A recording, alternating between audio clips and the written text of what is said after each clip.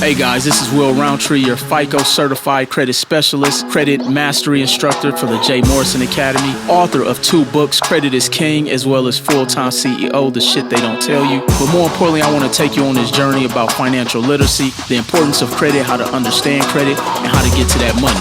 Let's go. Hey guys, Will Roundtree here, 2-time author.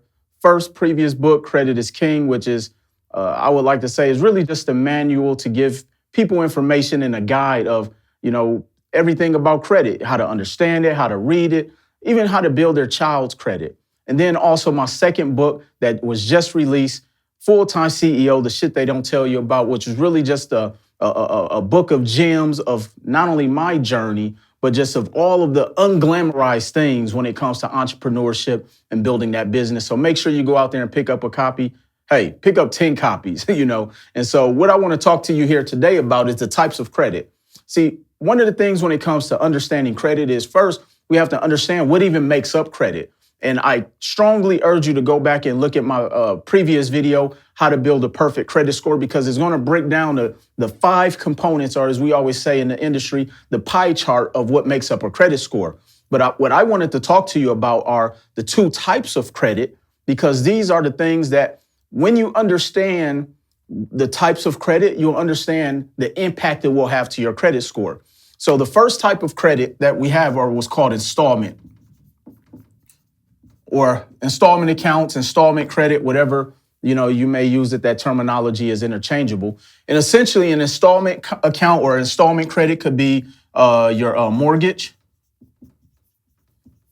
It can be your auto loan. It can be student loans. It can be personal loans. Essentially anything with a fixed payment. Now, understand that installment loans or installment accounts, well, first let's understand this. By getting a mortgage, by getting an auto loan, by getting student loans or a personal loan, these things do not help your credit score immediately. And what I mean by that is how many times have you heard, hey, come and buy this auto or come and buy a vehicle so you can improve your credit score? And I always tell people, be careful with that trap, because a lot of times I've seen people put themselves in a worse financial situation just because they went out and purchased an auto loan that they necessarily couldn't afford, thinking they're building their credit. And I want you to really understand that getting an auto loan doesn't help you short term. Now, long term it does, because it's going to assist you with your payments. Because your payment history makes up 35% of your credit score.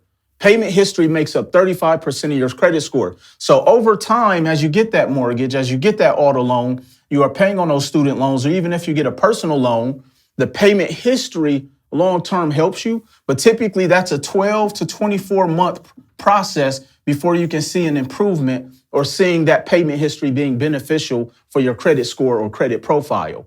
Now, the detriment of understanding how installment loans can hurt you is, let's say, only thing you have reporting on your credit score is an auto loan. Did you know when you pay off that auto loan, your credit score can drop?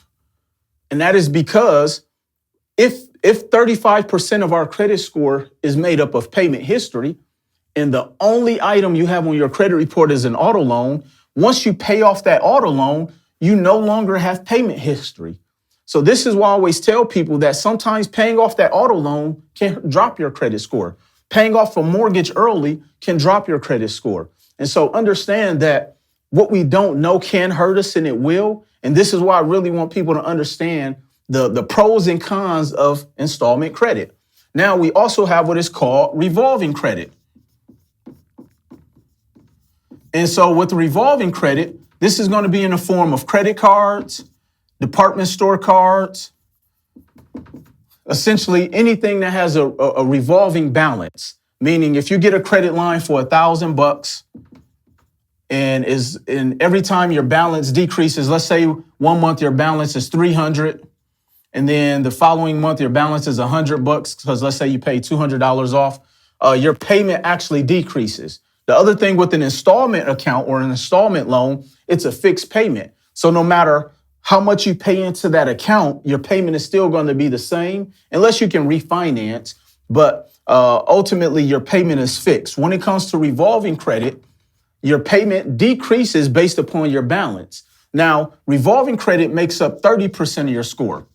So now, did you know that if you had no revolving credit, just by getting a credit card, let's just say for $1,000, or even if you go out and get a secured credit card in the amount of $300 to $500, your credit score will increase just by having revolving credit.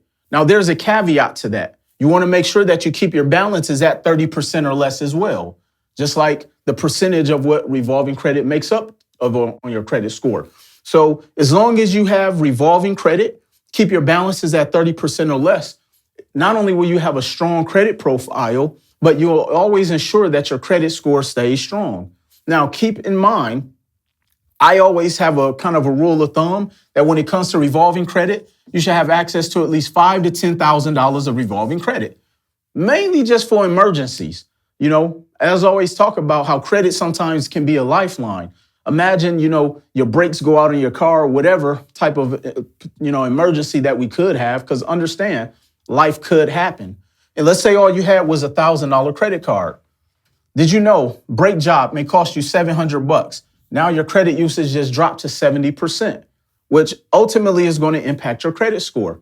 But if you had a total revolving credit of $10,000, not for you to go out there on vacation, not for you to go out there and buy a bunch of gifts for people who probably don't even like you, but more so just for a lifeline. And understand that same emergency, your brakes go out, it costs you $700, but you have $10,000 of revolving credit. Now your credit usage is only 7%, which ultimately did not impact your credit score as much.